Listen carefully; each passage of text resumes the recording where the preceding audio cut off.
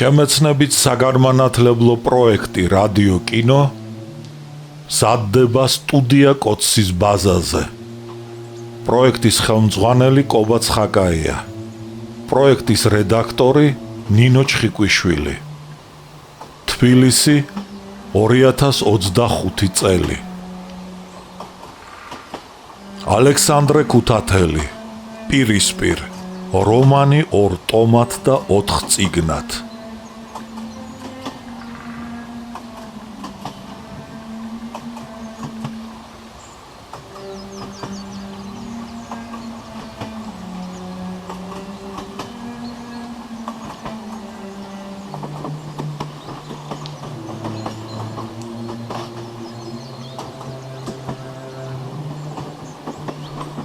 განშორება მეოთხე.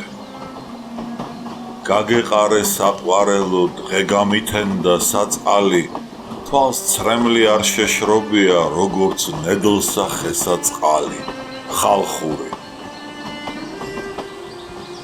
მაყაშვილები შორაპანში ჩავიდნენ და თბილისისაკენ მიმავალ მატარებელს გახვნენ. მათთან ერთად გაემგზავრა აგრეთვე აღშფოთებული იონა, გვარდიის მიერ სოფლად ჩადენილი მხეცობა მენშევიკური მთავრობისათვის რომ შეეტყობინებინა. ამ გულუბრყილო უანგარო ხალხოსანმა და მეოცნებე კაცმა როდი იცოდა, რომ მენშევიკური გვარდია და ჯარი სწორედ იმავე მთავრობის კარნახით მოქმედებდა ვენდიად გამოცხადებულ პროვინციებში, ასე სასტიკად და უმოწყალოდ. პლატონ მოგველაძე ადრევე წასულიყო თავის სამშობლო სოფელში.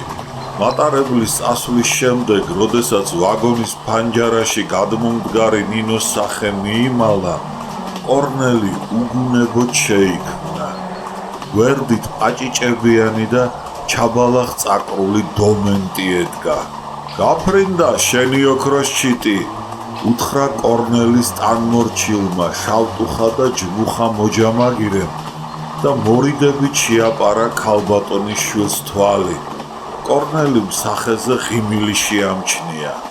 გაფრინდა ჩემო დომენტი, დამცი მიგანა.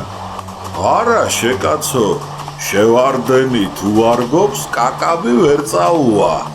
კაი ქალია კუტალია, მაგრამ ქალაქის ქალი ქალბატონს სოფელში გამოადგება, მოგწონს? ნამდვილად კალმით დახატულია, მაგრამ ასეთი ნაზი და სუსტი ქალი გაგიჩერდება ქალბატონთან სოფელში. მაგიგი ოჯახებს და გიზილავს ჩვენი ორღობის ტალახს? გაგიგონია? უბედოა ქალბატონი, არც ერთი რძალი არ გამოადგა. კორნელიმ ნაძალადევად გაიღიმა და დომენტის დააცქერდა და გაიფიქრა. ნეტა ვიცოდეს დომენტიმ თუ რა სატანჯველია საყვარელ არსებასთან განშორება. რამ ჩაგაფიქრა კორნელი? ნუ გეშინია, შენც მალე წახვალ ქალაქში. ამთვის დამლევს წავალ, მაგრამ არ ვიცი როგორ მოვიქცე. მე ჩემი ნებით წამოვედი ჯარიდან. შეუძლიათ დამაპატიმრო. აბა, რა გეშველება? შეწუხდა დომენტი. ტერეზას მიერ ნაჩუქარი რკინის კოლოფი მომპასი ამოიღო ჯიბიდან. თუთუნი გაზეთის ქაღალდში გაახვია და კორნელის მიაჩერდა. დამაპატიმრო. ჩემთვის ახლა სულ ერთია. ჩაიქნია ხელი კორნელიმ. ჯარში აღარ დავბრუნდები. ამიერიდან მე ამ მთავრობას არ დავიცავ. ეს მთავრობა არც მე არ მომწონს, მაგრამ რა სიზამ? სადგურზე გლეხები შეგროვდნენ. ყურს უგდებდნენ კორნელის. უნდოდათ გაეგოთ ეს ნასწავლი ახალგაზრდა კაცი რას ელაპარაკებოდა სოფლელ კაცს, მაგრამ დომენტიმ აგოიას დაუძახა. იგი პირდაღებული მისჩერებოდა ორთქბავალს, ბორბლებსა და მქშინავ ქვაბს. კორნელი და აგოია ცხენებზე შესხდნენ. დომენტი კი ურემზე დაჯდა. აღმართ შეუდგნენ. ტყეზე იარეს. როდესაც გაივაკეს, აგოიამ კორნელი შეაქეზა ცხენები გავაჭენოთ, აბა რომელი გავასწრებთო. კორნელის ცხენის ჭენების თავი არ ჰქონდა. ნინოს წასვლის შემდეგ კაეშანი შემოაწვა. უხალისოდ იჯდა უნაგირზე და ნინოზე ფიქრობდა. სანამ კორნელი ქალზე ფიქრობდა, აგოია მამას გაეწყეპლა. ცხენს რისთვის აწვალებ? აკაფებული ცხენი ურმის ბრჭალზე მიება და ასე მოდიოდა კორნელისაგან კარგა მანძილზე ჩამორჩენილი მეურვე. აუტანლად ცხელოდა. კორნელიმ ტყის პირას ჩრდილში დააყენა ცხენი და დომენტის დაუცადა. ტყიდან სიგრილე და მუხის ქერქის სუნი მოდიოდა. აგოია ქვეითად მოუყვებოდა ურებს. კარის მერეთიც გამოჩნდა. იგი მთის ძირშია გაშენებული ხეიძეების, დეკანოს ერასტი მაჭავარიანის და სხვა აზნაურთა სახლები მაღლა მთის კალთაზე გადმომსხდარიყვნენ. სოფლის მოშორებით ჭალის პირას პატარა ეზოებში ჩამდგარი ისლის დახურული ქოხები ჩანდნენ. ერთ მათგანში კორნელის ამხანაგის, გიგოს მამა, ნალბანდი კალისტრატე თავაძე ცხოვრობდა. კორნელის სახლის აივნიდან კარგად მოჩანდა კალისტრატეს ქოხი და ხელის გულზე დასატევი ერთი ქცევა ეზო, რომელიც დეკანოზის აზნაურ ერასტე მაჭავარიანის საყანე ადგილის გვერდით მდებარეობდა. თვალის ჩინივით უფრთხილდებოდა კალისტრატე ეზოში დათესილ სიმინდს. სხვა საყანე ადგილი მას არ გააჩნდა და ვერც საზიაროთ აიღებდა დეკანოზისაგან, რადგან სამჭედლოში და ამავ დროს ყანაშიც მუშაობას ვერ აუდიოდა მოხუცი და წელში გატეხილი კაცი. არც სამჭედლო იძლეოდა იმდენ შემოსავალს, რომ ყანის მუშა დაექირავებინა. ვერც გურიასა და სამეგრელოში გათხოვილი მისი ორი ქალი შველოდა გაჭირვებულს. წელს კალისტრატემ თვითონ გაამოროდა სიმინდი. წელში მოხრილი მამის საცოდაობით დაიწვა გიგო, იკადრა და გვერდში ამოუდგა. სამოყიანმა თოხმა კლავები დაწყვიტა გავარვარებული მზის ქვეშ თავწაღუნულ ფეხში შველა სტუდენტს. როცა მწუხრის ჟამს ოფლში ამოვლებული პერანგი გასწურა, ტრიანი შეხურებული ფეხები ცივ წყალში ჩასდო, დაიბანა და შიმშილისაგან გამგელებულმა მჭადი ლობიოში ამოაწო, მხოლოდ მაშინ მიხვდა ყანაში მუშაობის სიმძიმეს. დასვენებისა და ვახშმობის სიამის მერმე, როცა ყანა გვალვამ შეაწუხა და თავნაყარ სიმინდს ბაისფერი სიყვითლე შეეპარა, ისიც მამის მსგავსად სჩიოდა. თუ ყანა არ მოირწყა, ამდენი შრომა წყალში ჩაგვიცვივა და ამაოდ ჩაგვივლის. თოხი მხარზე გაიდო და დაკარწახებული გაჰყვა მამას არხისაკენ. სათავე მოძებნეს და დიდი შრომისა და ჯაფის შემდეგ გადმოგდებული წყალი მოწყენილ და დამჭკნარ ყანაში მიუშვეს. რუს ამტოტებდნენ და გზას უკვალავდნენ. ერთ ადგილას გუბე დადგა. თაკარა მზით და გვალვით გამხდარი, დამსკდარი და დაბზარული მიწა ხარბად ისრუტავდა არხიდან მოდენილ წყალს. ზედაპირზე ბუშტები გაჩნდა. თითქო მოწყურებული დედამიწა დახარბებული ხრებს და ისრუტავს წყალსო.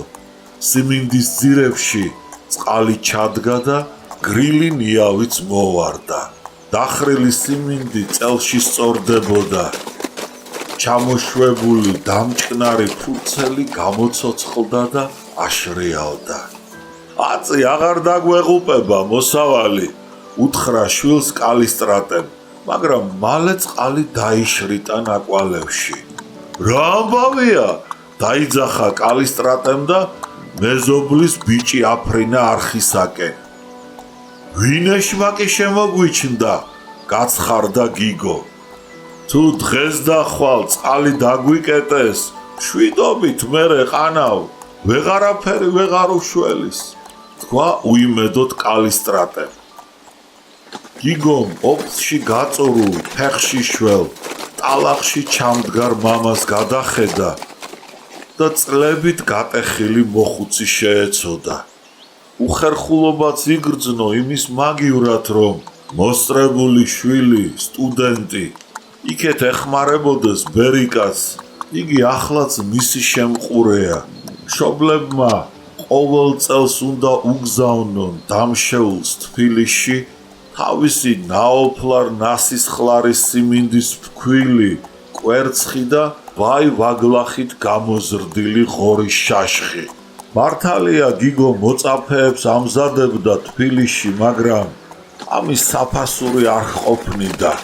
თოხის ტარზე დაყრდნობილმა გიგომ ბრაზით შეხედა არხიდან რბენით მოსულ აქელებულ ბიჭს.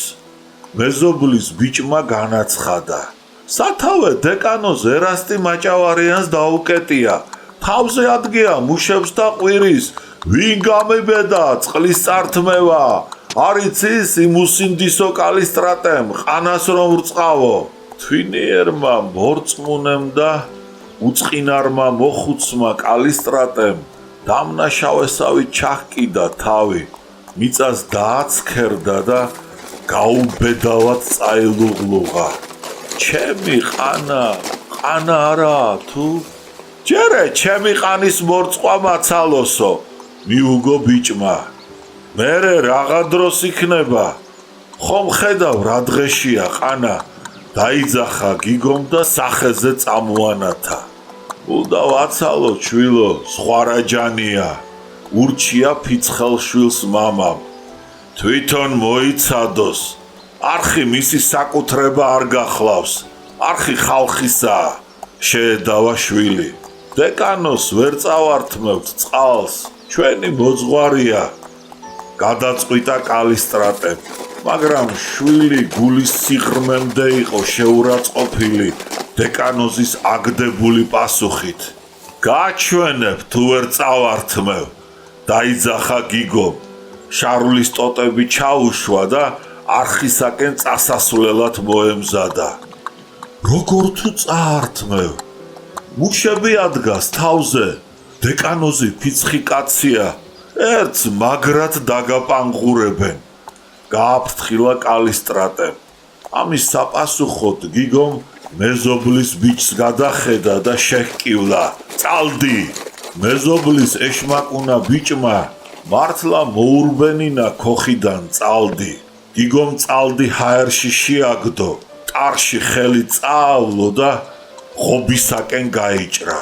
კალისტრატე გაოცდა. სწორად იმ დროს მიუახლოვდნენ სადგურიდან მომავალი კორნელი, დომენტი და აგოია კალისტრატეს ეზოს. წალდი, რა დგინდა ბიჭო? ჰკითხა განსვიფრებულმა მამამ შვილს. თავს წავაგდებინებ. ვის წააგდებინებ ბიჭო თავს? ვის და შენს დეკანოს? კალისტრატე შერცხვა კორნელის ღობეზე მომდგარი მეზობლებისა და შვილი დატუქსა. რაო, რას ამბობ? ეპისკოპოსის ტოლკაც წააგდებინებ თავს, შეწამხდარო, გრჩუმდი, გაუწყრა მამა და ღობეზე შემხტარ შვილისაკენ გაიწია. იმიფურთხებია შენი ეპისკოპოსისათვის, იყვირა გიგომ, ღობეზე გადახტა და არხისაკენ მოჰკურცხლა. კალისტრატე გაშტერდა, მოიხედა, ქოხს მიაჩერდა, თოხი მიწაზე დააგდო, შუბლზე ხელი იტკიცა და დაიძახა: მიშველეთ ხალხნო, შვილი გადამერია. დომენტიმ ურემი გააჩერა და გადასძახა: რა ამბავია კალისტრატე? შვილი გადამერია დომენტი, ნამდვილად გადამერია. მიუგო კალისტრატემ. მერმე ქოხში შევარდა და წიგნებით სავსე თაროს ეცა. რა შობი შემართლა გადარეულო, შეძახა ცოლმა. ჩირივით დამჭკნარმა შვა ცეცხლთან მოფუსფუსე მოხუცმა მართამ. ამ წიგნებმა გამიგიჟა, უნდა დავწვა. იყვირა ნალბანდმა და წიგნებს შვაცეცხლში შეუძახა. არც ერთს არ დავტოვებ. ღმერთზე და ხატზე ამ წიგნებმა აღებინეს ხელი შენს გატუტუცებულ შვილს. ყვიროდა კალისტრატე და სათითაოდ ისროდა ცეცხლში მამასისხლად ნაყიდსა და გაჭირვებით ნაშოვნ წიგნებს. თავსაფრიანი დამჭკნარი მართა კარში გავარდა. მეზობლის ბიჭს წვდა და გაჯოხა. შენი ბრალია შეუკუღმარ დღეზე გაჩენილო. წალს რად მიარბენინებდი.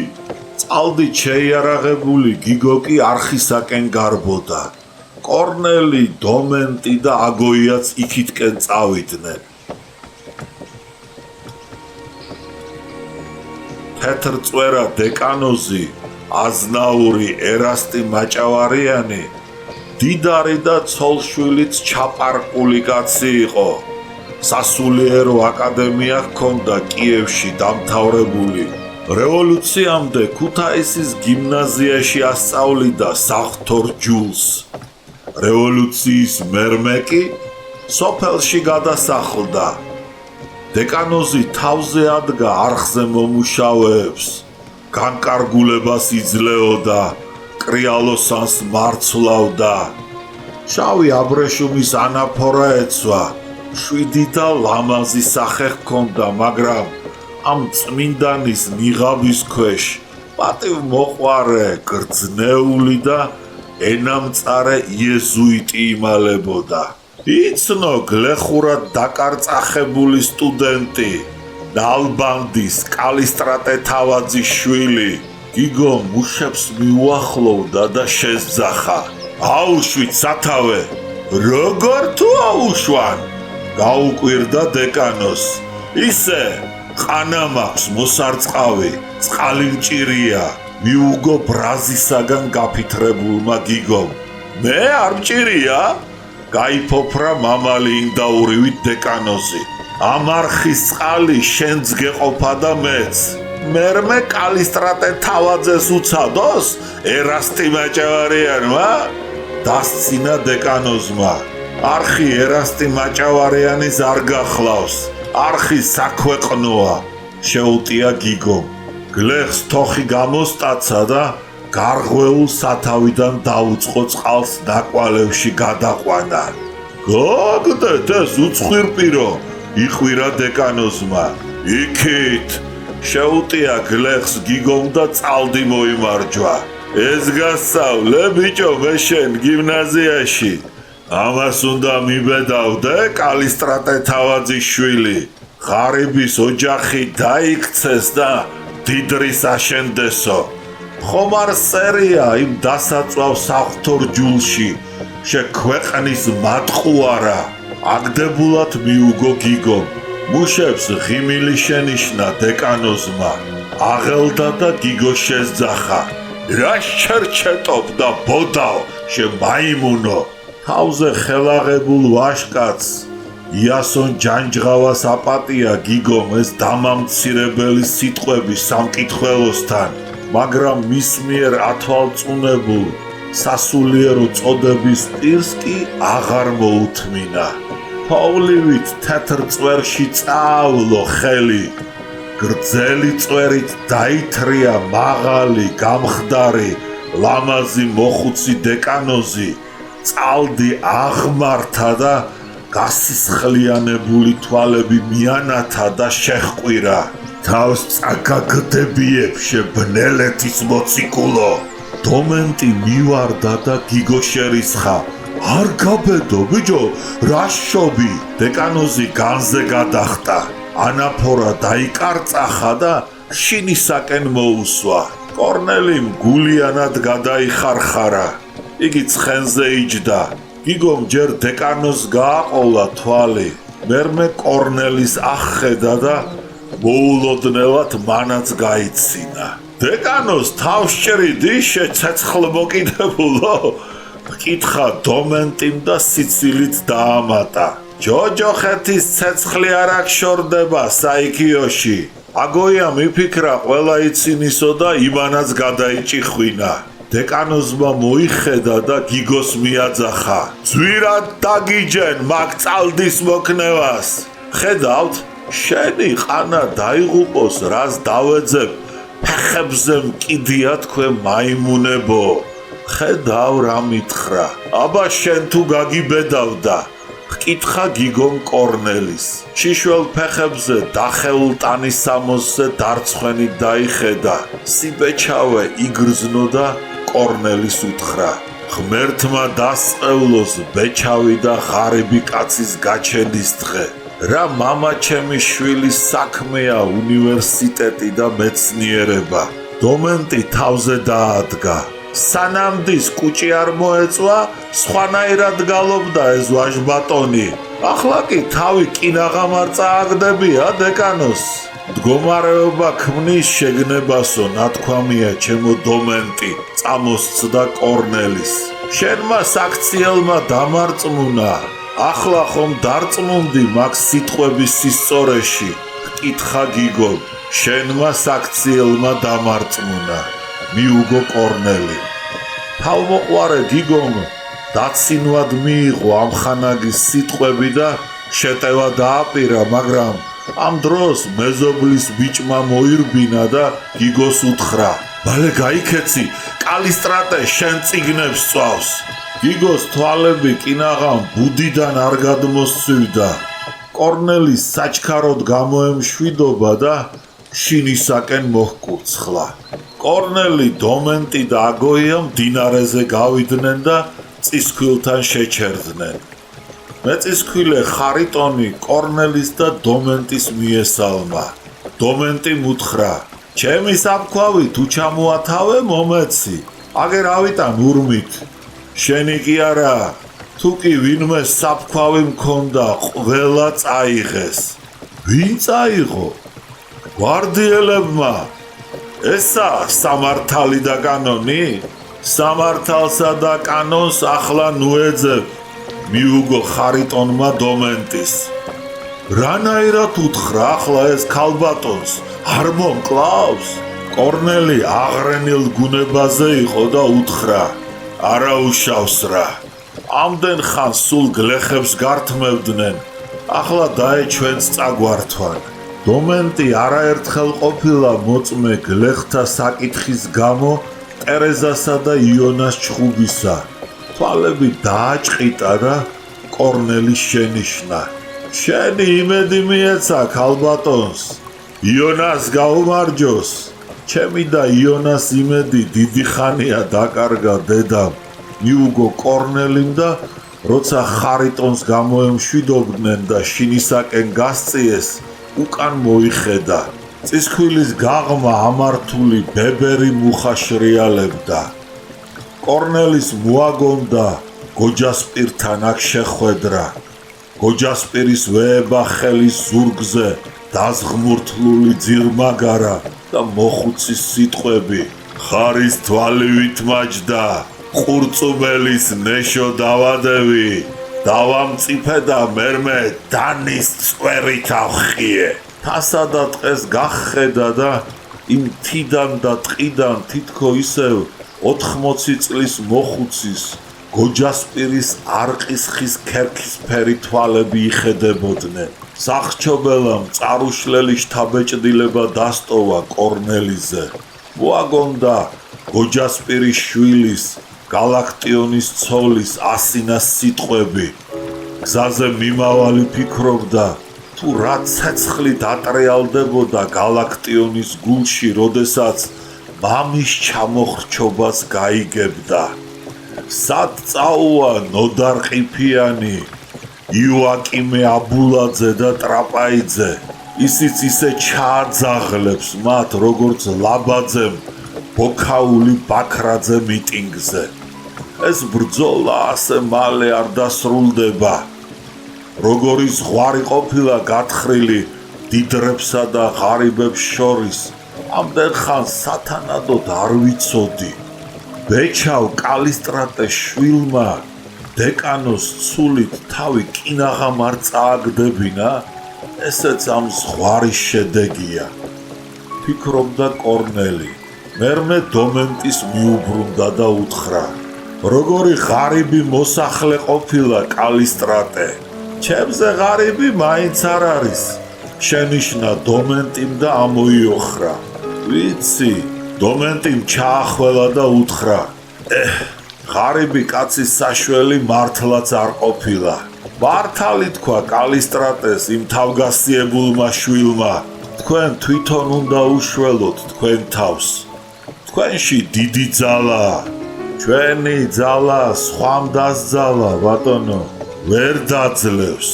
ერთი პირი თუ გექნებათ. ერთი პირი არ შეიკრება. ყველას ერთნაირად კი არ უჭირს. რომც უჭირდეს, რა უნდა გააწყო? ყველა კი ვერ გაბედავს მემამულის მიწის წაღებას. სახლის სანაცვლოდ მე საქათმე მიდგას.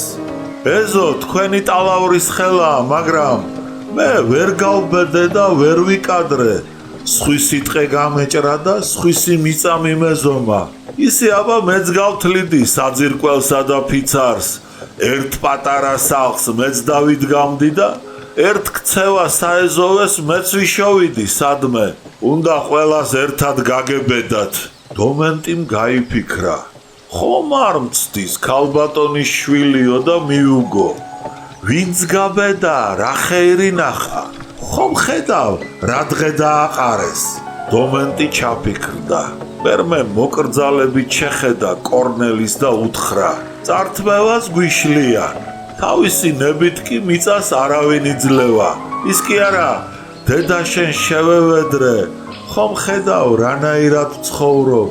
ნახევარი ქცევა მიწა და 5 ძირი მუხა დამითმე ქალბატონო და სიკვდილამდე გემსახურები მეთქი. მერმე რა გიპასუხა? ეწყინა, ხმა არ გამცა და იყუჩა. ახლა უთხარი, იშველი. მიშველე კორნელი რამე, იშველი როგორც კაცი. მეურმე სიხარულისაგან თვალები გაუბრწყინდა. კარისმერეც გახედა. ხარები აჩქარა, იმედი მიეცა. იქნებ ეს ღვთისმიერი ადამიანი დამეხმაროს. ქალბატონს ნახევარი ქცევა სამოსახლო მიწა და ხის მასალა მოაცემინოს ჩემთვისო. ხან ეჭვი მოიცავდა. ტერეზა რა ჯიუტია, კერპი და ხელმოჭერილი ქალია. შვილმა იქნებ არც კი იცის. აღმართი რომ აიარეს, გახარებულმა მეურმემ ხარები შეაჩერა. ურმის ჭალს სული მოხსნა და თის კალთაზე მოფენილ ჯაგებში შევიდა. ჯაგებს თაგვის არას გახევებული.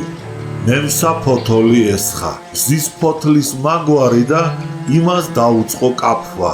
ხვალ თქვენი ჭურები უნდა გამოვრეცხო და გამოვხეხო. უთხრა დომენტიმ კორნელის. ცდილობდა როგორმე მოეგო ქალბატონის გული და თანაც დასძინა. ამისთანა გვალვები თუ დაიჭირა. ვენახს რაღა გადაარჩენს. 10 ჩაფსაც ვერ ჩაუსხამ ჭურში ქალბატონს. ქვევრის სარეცხად და სახეხად მოჭრილი თაგვა ის არა შეაკუჩა. მიწისფერი წუღა დააბიჯა. წნელი ჩეკრა ძნასავით და ურემზე დააგდო.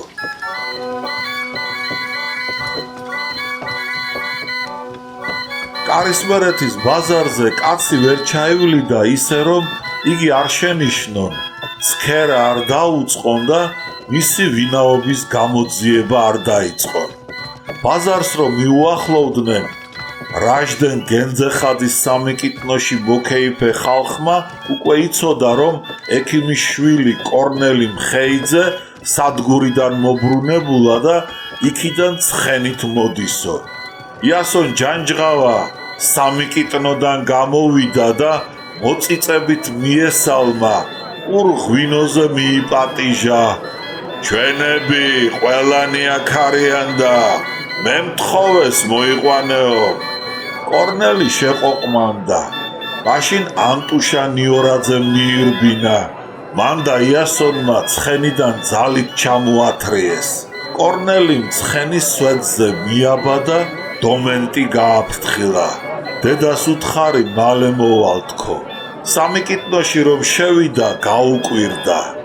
სტუდენტი ვანიკო ღოღობერიძე, სერგო ჩხეიძე, მასწავლებელი ანდრია კოვზირიძე და პროვიზორი მიშა წეროძე ისევ რაჟდენ გენძეხაძის სამიკიდოში ქეიფობდნენ. ისევ იმ მაგიდას უსხდნენ, რომელიც ამ რამდენიმე დღის წინათ ეჭირათ და კორნელის ისეთი შთაბეჭდილება დარჩა, თითქოს ეს ხალხი მუდამ აქ ქეიფობდა. ვინც მოვიდა გაუმარჯოს, დაუძახეს და ღვინო შესთავაზეს. კორნელიმ ჩაისჭიქა დალია, რაც დიდად ესიამოვნა დამსწრეთ. ვენაცვალე კორნელის, ვაშკაცი ყოფილა, ვიკადრა და ჩვენთან ღვინის დალევას არ თაკილობს. დაიძახა ანტუშამ. სტუდენტები აიმზირნენ. რა გააჭირვე საქმე ამ კადრებით? შენიშნა ვანიკო. რა გავაჭირვე და ხომ ხედავ გიგო თავაძე და ბიძინა შარაბიძე როგორ ირჯებიან და იბერებიან. ხებზე მკიდია. დაიძახა იასონ ჯანჯღავა. გააჭირენ საქმე პოლიტიკაზე ლაპარაკით. იხვირა ანტუშამ. რა გააკეთეს მერე? აგდებულად ჰკითხა იასონმა. ის გლახის შვილი, გიგო თავაძე, რა დიდგულზეა, იცი? ბრძენი გონია თავისი თავი. აიჩეჩა გაკვირვების ნიშნად ანტუშამ ხრები და რუსულად დასძინა. ვოთ დურაკ იდიოტ. აი სულელი იდიოტი. გიგო მომზადებული კაცია, არ დაეთანხმა კორნელი. იყოს მერე, ჩემთან რა უნდა იმკვდარძახს? ანტუშა სპეკულიანტი არისო. გაანძრიოს იმ უპატრონომ ხელი და იშოვოს იმ მათხოვარმაც ფული. ოხუნჯობდა ანტუშა. იასონ ჯანჯღავამ ხელი მაღლა აღაპყრო და ღმერთს შეევედრა. ღმერთო მაღალო, წმინდა ილორის ძალავ და მადლო, ღარიბისა და მათხოვრის საშველი მაინც არ ყოფილა და არც არასოდეს იქნება ამ ქვეყნად და ასე დაუქციე სახლკარი ყველა დაქცეულს, გაჭირვებულს და მოგვასვენე. ამ სიტყვებზე იასონმა ჭიქას თავი წაუქცია. პირზე სვარცვარად დაღვარა ღვინო, მერე იატაკზე დაუშვა და ერთბაშად დააქცია. ხარხარი ატყდა. ანტუშამ მუცელზე იჭერდა ხელს, თვალთაგან ცრემლის დიოდა, ხახას ერთ მტკაველზე აღებდა, ენის კლიტე ერხეოდა და სიცილისაგან გაგუდული იძახოდა. კაი, გაჩერდი, იასონ, მოვკვდი, მეტი არ შემიძლია. ოხ, რა თქვა ეს ამ ცეცხლწაკიდებულმა? კორნელის ტანში გააჟრჟოლა სპეკულანტის ანტუშა ნიორაძის სიცილზე. ეს სიცილი ადამიანური ღირსების შეურაცხყოფელი იყო, ეწყინა. კიდევ უფრო ნათელი გახდა მისთვის გიგო თავაძის უპირატესობა ამ სალახანა ხალხის წინაშე. მოაგონდა გიგოს სიტყვები, ღმერთმა დასწეულოს ბეჩავი და ღარიბი კაცის გაჩენის დღე. რა მამაჩემის შვილის საქმეა უნივერსიტეტი და მეცნიერება. იასონ ჯანჯღავამაც ხომ დაახლოებით ეს განაცხადა, მაგრამ სულ სხვა მნიშვნელობა და აზრი ენიჭებოდა სასოწარკვეთილი სტუდენტის სიტყვებს საკუთარ თავზე. ანტუშა ნიორაძემ დიდი სამბით ადღეგრძელა ნიმინოსავით მხრებაწეული იასონ ჯანჯღავა. იასონს მაღალი ცხვირი, ქერა ულვაშები და ჭროღა, მოცისფრო თვალები ჰქონდა. წერწეთ წელზე ვერცხლის მოსავადებული ქამარხანჯალი ერტყა და მაუზერი ეკიდა. ჩოხის სახელო ეკაპიწნა. გუდიდან ამოვარდნილ და გალოთებულ სტუდენტებს ესახელებოდათ ყაჩაღთან, იასონ ჯანჯღავასთან ქეიფი. გაისმა არღანის ხმა. დაოთხილი ცხენები ბაზარში შემოიჭრნენ. მიკიტანმა რაჟდენ გენძეხაძემ წინსაფარი გაისწორა და კარებთან მიძუნძულდა. იქნებ ჩემს დუქანში შემოვიტყუო მოკეიფე ბიჭებიო. სხვებით ცნობის მოყარეობას წაეღო. მოჰქროდა ფოჩებითა და ეჟუნებით მორთული ეტლი. ფანდრების ალაგას სიმინდის ღერები და მუხის შტოები ჩაერჭოთ. ეტლში საკინძე შეხსნილი და კერდ გაღეღილი ბიჭები ისხდნენ. ყაჩაღები, მტაცებლები და გლეჯელები. თვრალებს შავი სატინის ხალათები და ბათუმში ნაყიდი ხავერდის ბერძნული შარვლები ეცვათ. წითელყელიანი წინდები და მესტები. ირწეოდნენ, წელს ვერ იმაგრებდნენ, არღანზე დამღეროდნენ, დუმბაო და ხანად საოცრად ჩეჰკივლებდნენ. ეჰეი! ბირჟის წინ ავაზაკების თვალებმა გაიელვეს. ერთმა ნაგანი იძრო და ააჭახჭახა. ეტლით მიქროდნენ თავზე ხელაღებული და ნაციმბირალი ძმაკაცები. ნიკიტანმა რაჟდენ გემძეხაძემ იცოდა, რომ მათ ბევრი ფული ჰქონდათ ბათუმიდან ჩამოტანილი და იმიტომ მიეგება მათ ხელგაშლილი. უღიმოდა და ღიმილში იყო თქმული. თქვენ გენაცვალოს, ბიჭებო, ჩემი თავიო. ტუჩზე ხელის მიდებით ანიშნებდა პირზე კოცნას. მიუხედავად ამისა, ისინი შეჩერდნენ არა რაჟდენ გემძეხაძის, არამედ ამბაკო კუჭავას სამიკიტნოში და იასონი ანტუშა და ვანიკო ღოღობერიძეც იქ გადაიპატიჟეს. პირში ჩალა გამოვლებული ნიკიტანი რაჟდენი კარებს მოშორდა. ფეხებში მოჯამაგირე ბიჭი წამოებლანდა, გაბრაზდა და ისეთი პანღური ამოჰკრა, რომ თავით კედელს დაატაკა.